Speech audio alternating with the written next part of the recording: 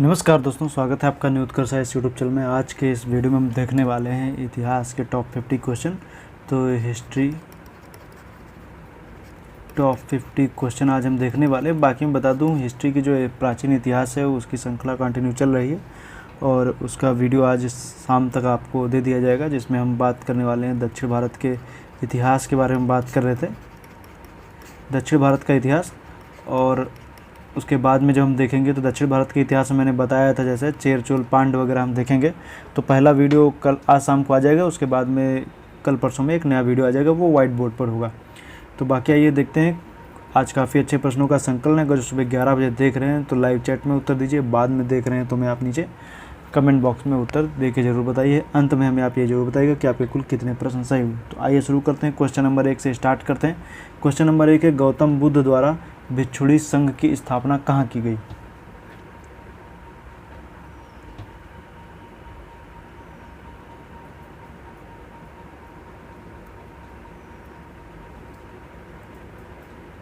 वैशाली में की गई। क्वेश्चन नंबर 2, निम्न में से कौन जैन तीर्थंकर थे? बताइए।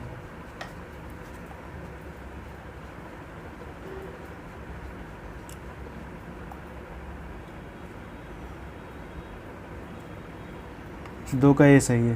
क्वेश्चन नंबर 3 की तरफ आएंगे। श्वेतांबर परंपरा के अनुसार निम्न में से कौन महिला तीर्थंकर थी?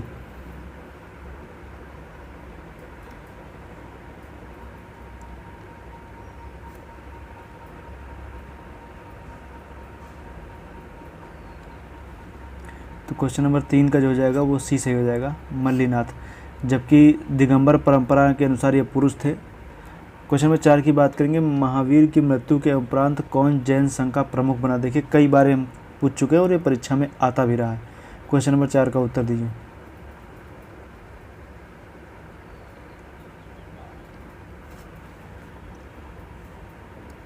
चार का सी। 5 की तरफ आएंगे। मिलिंद पन्हो है, क्या है?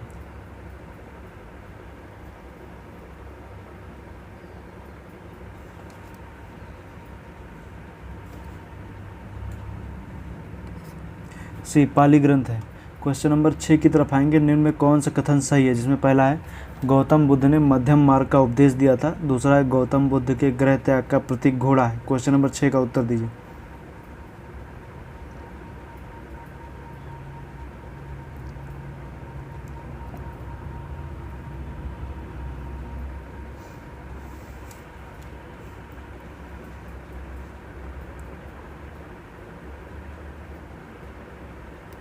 छः का सी सही है, पहला और दूसरा दोनों। क्वेश्चन नंबर 7 की तरफ आएंगे। निम्न में कौन सुमिलित नहीं है? आपको बताना है, बताइए।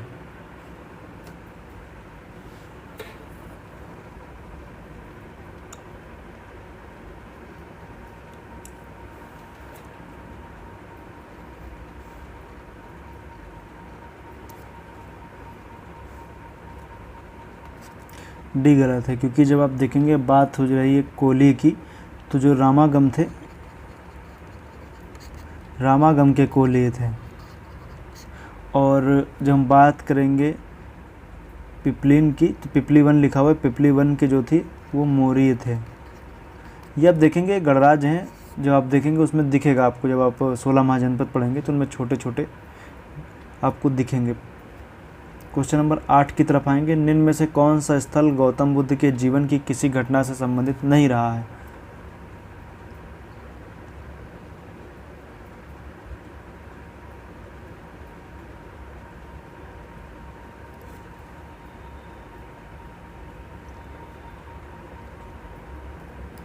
एट का डी, सांची। 9 की तरफ आएंगे। गौतम बुद्ध की पूर्व जीवन कथाओं का सर्वप्रथम अंकन कहाँ की कलाओं में किया गया है? क्वेश्चन नंबर 9 का उत्तर दीजिए।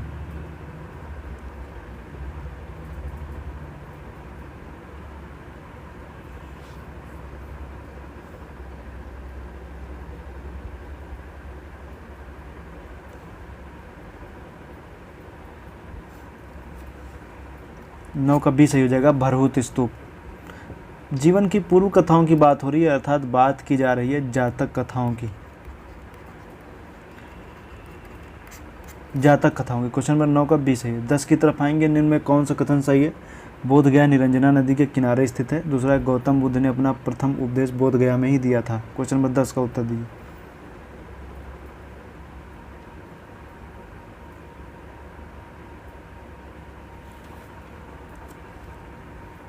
10 का ए सही, केवल एक, दूसरा वाला जो है वो गलत है। क्वेश्चन नंबर 11 की तरफ आएंगे। निम्न में कौन सा कथन सही है? हाथी दांत का पैमाना लोथल से प्राप्त हुआ है। दूसरा है लोथल हड़प्पा कालीन बंदरगाह भी था।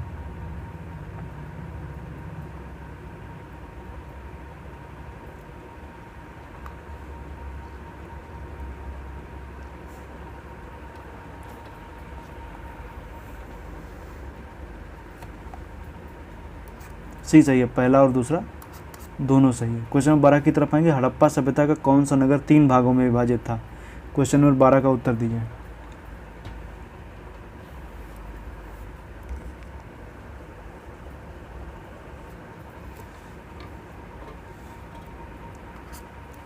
बारह का डी सही है, धौलावीरा। क्वेश्चन नंबर 13 की तरफ आएंगे। निम्न में कौन सा कथन सही है? पहला है दायमाबाद प्रवरा नदी के तट पर स्थित था। दूसरा है दायमाबाद से हड़प्पाकालीन ताम्र रथ के अवशेष प्राप्त हुए हैं। क्वेश्चन नंबर 13 का उत्तर दीजिए।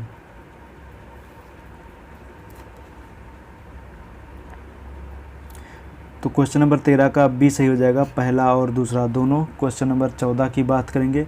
सिंधु सभ्यता शब्द का सर्वप्रथम प्रयोग किसने किया?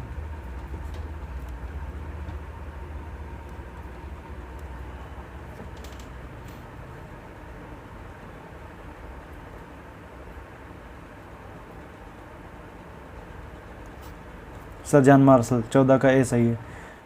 तो क्वेश्चन नंबर 15 है। हड़प्पा सभ्यता की किस प्रकार की मोहरें सर्वाधिक लोकप्रिय थी? बताइए।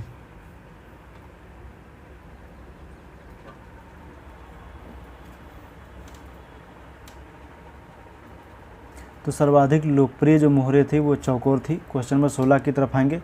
मनके बनाने के कारखाने मुख्य रूप से कहाँ से प्राप्त हुए हैं?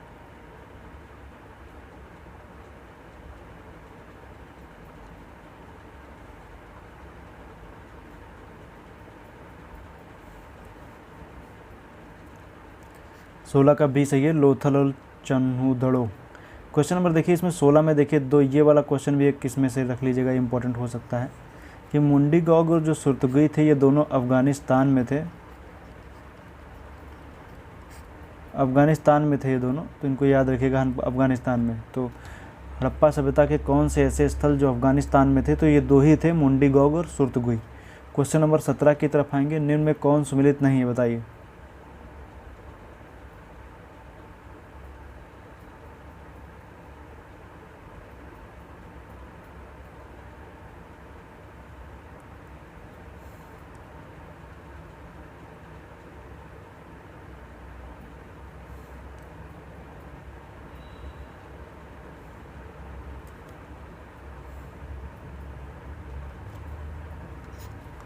ये बाणभट्ट की नहीं, ये भी हर्ष की है। 17 का सी सही है। 18 की तरफ आएंगे। समुद्रगुप्त के प्रयाग प्रशस्ति स्तंभ पर निम्न में से किसका लेख मिलता है?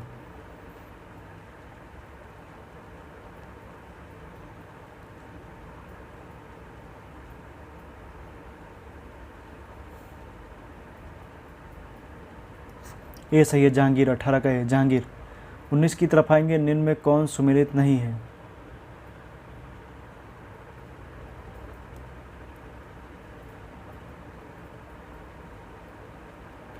देखिए ये क्वेश्चन थोड़ा सा कह सकते हैं कि इसको आप डिस्प्यूटेड में डाल सकते हैं। वैसे उदयगिरी का जो शिव मंदिर है ये भी, यहाँ शिव मंदिर भी है, यहाँ पर विष्णु भी है, तो वैसे ये क्वेश्चन आप डिस्प्यूटेड में डाल दीजिएगा। 19 का जो है वैसे तो सी से होना चाहिए। शिव मंदिर और विष्णु मंदिर दोनों यहाँ पर हैं और कहते हैं कि उदयगिरी की जो गुहा लेख है इसमें मुख्य रूप से आप देखेंगे तो शिव और विष्णु से रिलेटेड हैं। क्वेश्चन नंबर 20 की तरफ आएंगे। निम्न में कौन सा कथन सही है? पहला है पूर्वी तट पर ताम्रलिप्ति गुप्त काल में सबसे बड़ा बंदरगाह था। दूसरा है ताम्रलिप्ति से दक्षिण पूर्व एशिया से व्यापार होता था। क्वेश्चन नंबर 20 का उत्तर दीजिए।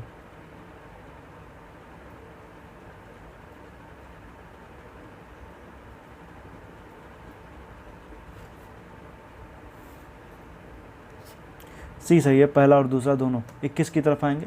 गुप्तकालीन नाटकों की विशेषताओं के संबंध में निम्न में कौन सा कथन सही है? पहला है ये मुख्यतः प्रेम प्रधान तथा सुखांत होते थे। दूसरा है ये नाटकों में उच्च सामाजिक स्तर के पात्र संस्कृत बोलते थे, जबकि निम्न सामाजिक स्तर के पात्र तथा स्त्रियां प्राकृत भाषा का प्रयोग करती थीं। क्वेश्चन नंबर 21 का उत्तर दीजिए।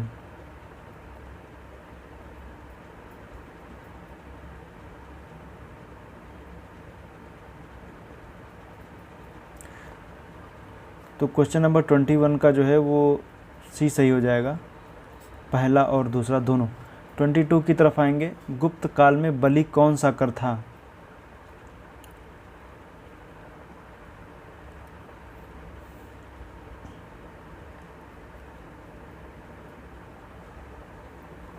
तो जो बलि था वो धार्मिक कर था। बाकी मैं बता दूं, एक नई घोषणा है या कह लीजिए आने वाले समय में एक भारतीय राज्य व्यवस्था से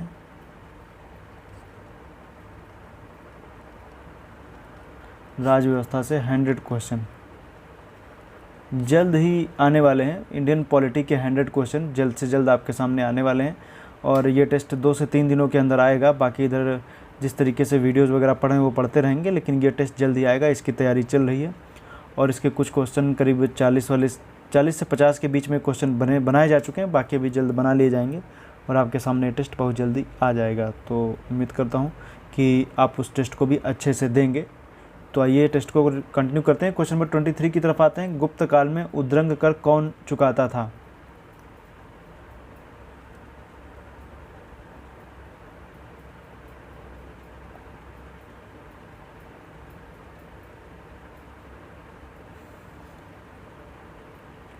तो इसका डी है किसान। उद्रंग जो था वो सिंचाई कर था,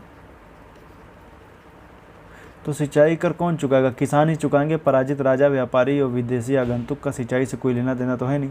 तो क्वेश्चन नंबर 23 का डी सही हो जाएगा। 24 की तरफ आएंगे। निम्न में कौन सी पुस्तक गुप्त काल में लिखी गई? बताइए।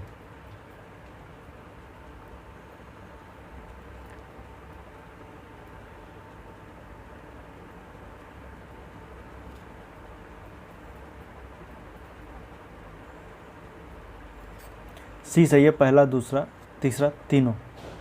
25 की तरफ आएंगे। निम्न में कौन सा कथन सही है आपको बताना है। तो कौन सा कथन सही है ये आप बताइए। शक एवं गुप्त संवत के मध्य 241 वर्ष का अंतर है। दूसरा है सती प्रथा का प्रथम साक्ष्य एरड़ स्तंभ लेख से प्राप्त हुआ है।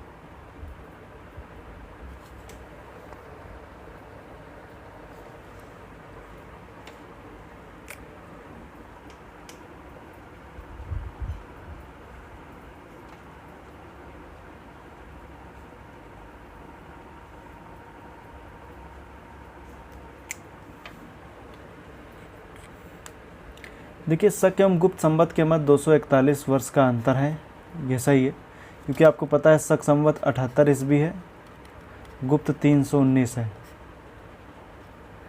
माइनस कर दीजिए दोनों को, 319 में से 78 माइनस करिए, 241 आ जाएगा। तो पहला वाला ऑप्शन सही हो गया। दूसरा सती प्रथा का प्रथम साक्ष्य एरड़ स्तंभ लेख से प्राप्त होता है। तो क्वेश्चन नंबर 25 की जब हम बात करेंगे तो क्वेश्चन नंबर 25 का सी सही हो जाएगा, पहला और दूसरा दोनों। क्योंकि आप जान रहे हैं एरड़ भानुगुप्त का एरड़ अभिलेख है जिसमें गोपराज का जिक्र मिलता है।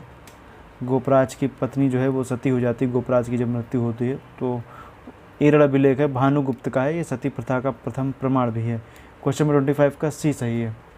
क्वेश्चन नंबर 26 की तरफ आएंगे। प्राचीन काल में जल नहर का प्रमाण मिलता है। देखिए हल्का सा इसमें संशोधन कर लीजिए। प्राचीन काल में जल नहर का प्रमाण मिलता है। Question number 26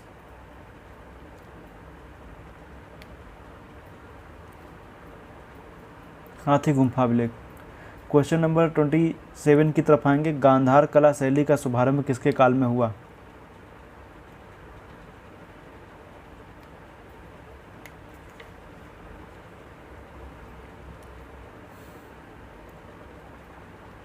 Kanishka.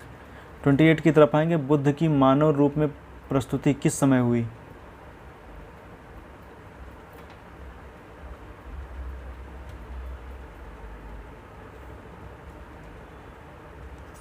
कुषाण काल। 29 की तरफ आएंगे। तमिल संस्कृति में स्वर्ण युग के रूप में किस सम्राटों का युग माना जाता है?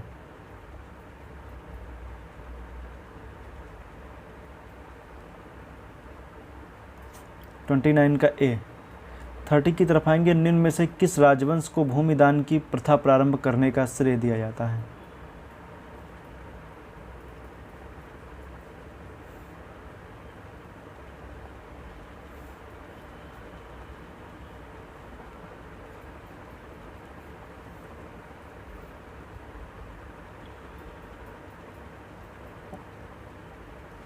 तो 30 का जो है वो डी हो जाएगा।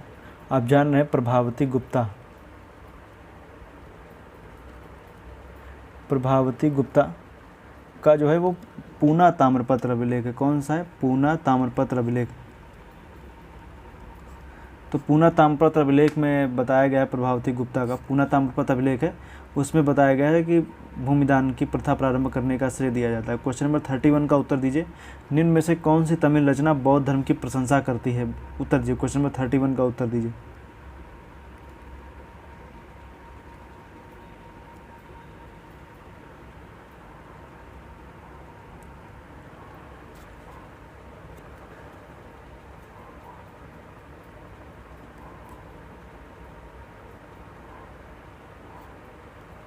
तो क्वेश्चन नंबर 31 का बी सही है, मणिमेखला है। 32 की तरफ आएंगे। लंदन में संपन्न प्रथम गोलमेज सम्मेलन में ईसाइयों का प्रतिनिधित्व किसने किया था?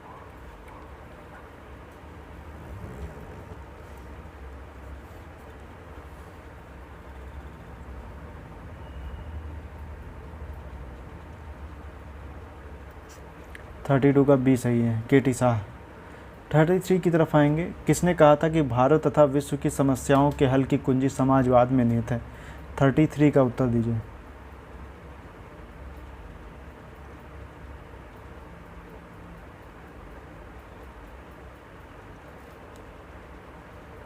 जवाहरलाल नेहरू।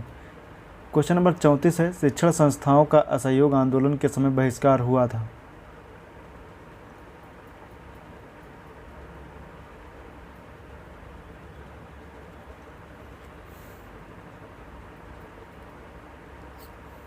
बंगाल। 35 की तरफ आएंगे। रहमत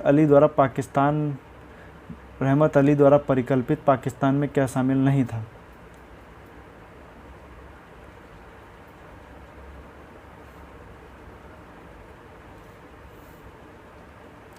खुर्दिस्तान शामिल नहीं था। 35 का जो है वो सी सही है। 36 की तरफ आएंगे। निम्न में कौन सा कथन सही है? गांधी जी के बचपन का नाम मेनियो था। गांधी जी ने पहली बार 1906 के कलकत्ता अधिवेशन में भाग लिया था। क्वेश्चन नंबर 36 का उत्तर दीजिए।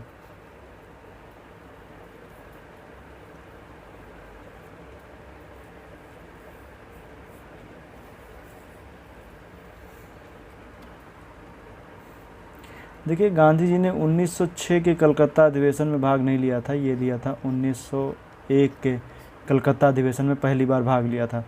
बचपन का नाम मेनियो था, सही है। क्वेश्चन नंबर 36 का जो है वो ए सही हो जाएगा, केवल एक।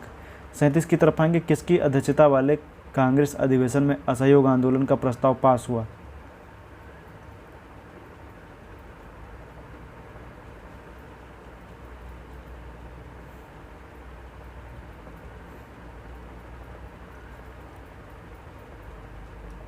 लाला लाजपत राय। 38 की तरफ आएंगे। भारत छोड़ो आंदोलन के दौरान किसी नेता ने सरकार द्वारा की गई ज्यादतियों को शेर जैसी हिंसा कहा था, तो किसने कहा था?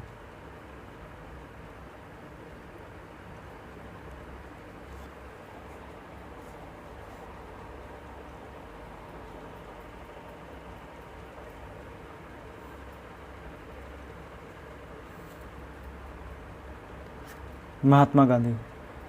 39 की तरफ आएंगे। खिलाफत आंदोलन प्रारंभ किया था किसने?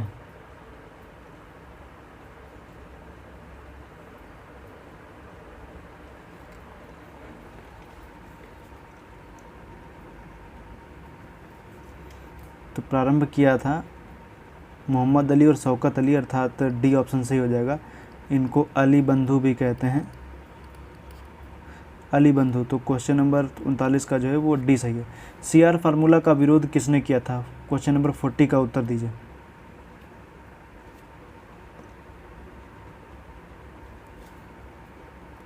मोहम्मद अली जिन्ना ने किया था। 41 की तरफ आएंगे। भारत छोड़ो आंदोलन के समय कौन युवा नेत्री अवज्ञा तथा प्रतिरोध का प्रतीक थी?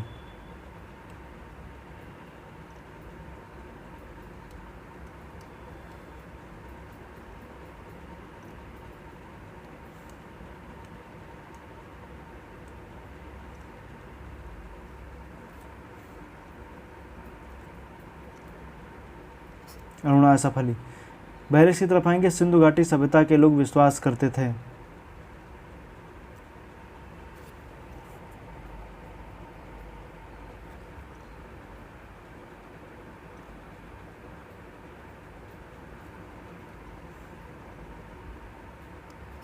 मात्र शक्ति में। 43 की तरफ आएंगे, निम्न में कौन सा कथन सही है?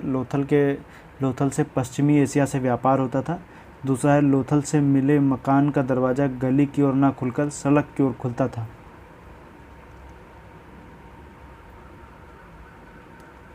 फोर्टी थ्री का उत्तर दीजिए।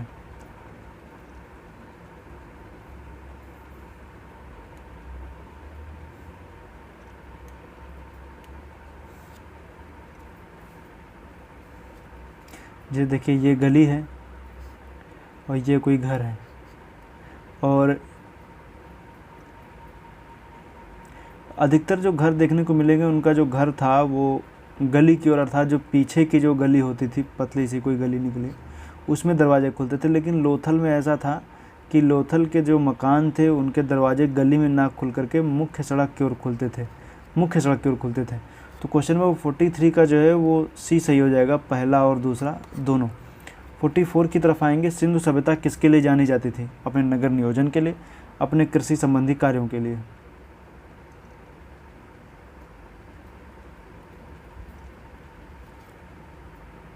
सी, पहला और दूसरा दोनों। 45 की तरफ आएंगे, हड़प्पा में शवों को दफनाने जबकि मोहनजोदड़ो में जलाने की प्रथा विद्यमान थी। दूसरा, सिंधु घाटी सभ्यता के लोग तलवार से परिचित नहीं थे। टाइपिंग मिस्टेक हो गई है, तो 45 का उत्तर दीजिए।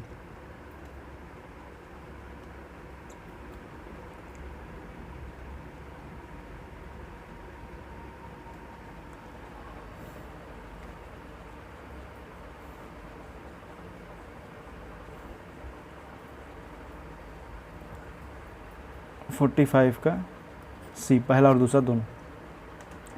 उत्खनन के आधार पर कालानुक्रम सेट करें।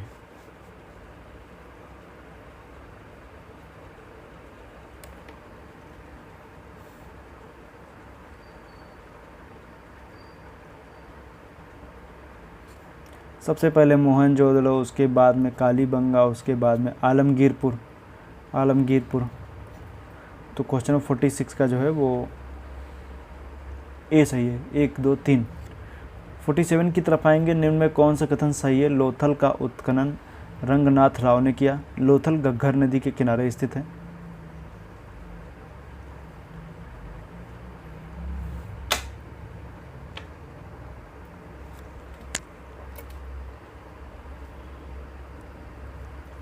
तो क्वेश्चन नंबर 47 की जब हम बात करेंगे तो हमें देखने को मिलेगा,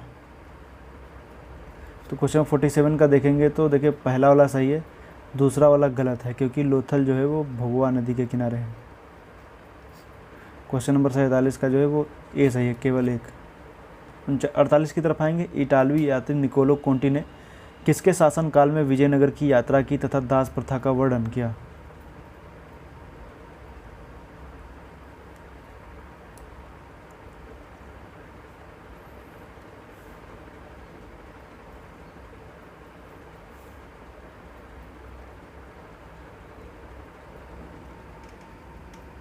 तो 48 का ए सही हो जाएगा, देवराय फर्स्ट।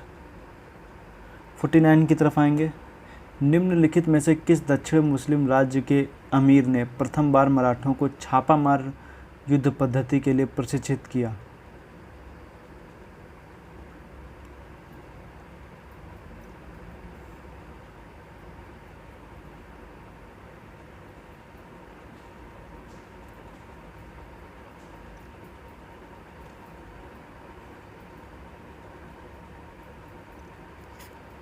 अहमदनगर के मलिक अंबर।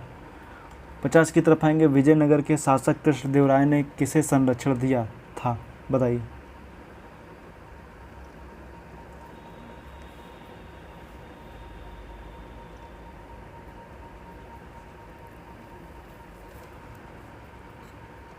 ये वल्लभाचार्य। 51 की तरफ आएंगे, विजयनगर के शासक कृष्णदेवराय के दरबार में अष्टदिग्गज कौन थे?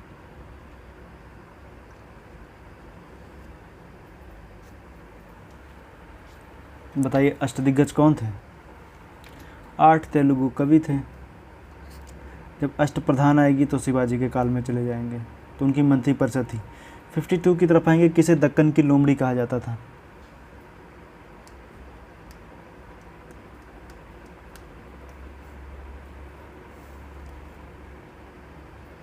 अमीर अली बरी थे। तो आज का टेस्ट यहीं पर ख़त्म हुआ, 52 क्वेश्चन थे।